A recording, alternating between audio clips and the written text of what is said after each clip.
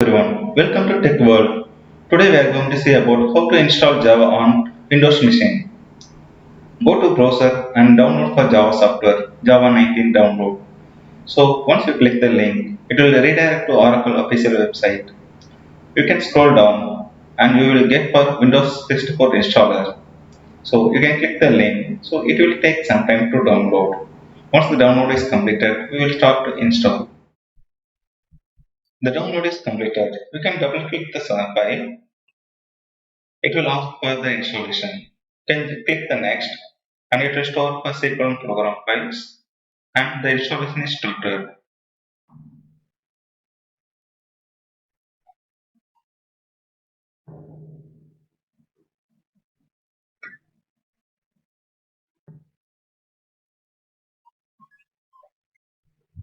Yes, installation completed successfully on Windows machine. Once the installation is completed, we need to set the environment variable path. Go to program C program files and Java, JDK19 and bin.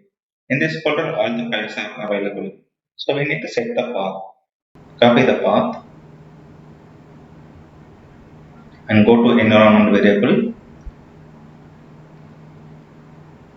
and select the system variable, add new variable.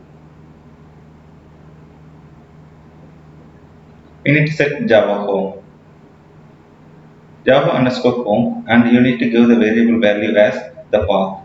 Then click OK. You are set. Now you have set for Java home. Now need to set the path. So click the path and click new and give the Java home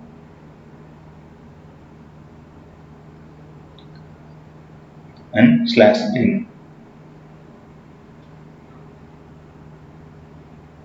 and click OK. So environment variable updated successfully. So go to run command and type Java C. So Java compiler it will show. Then we are going to check for Java version. So Java hyphen version it will show for Java 19 installed on Windows machine. Thank you for watching.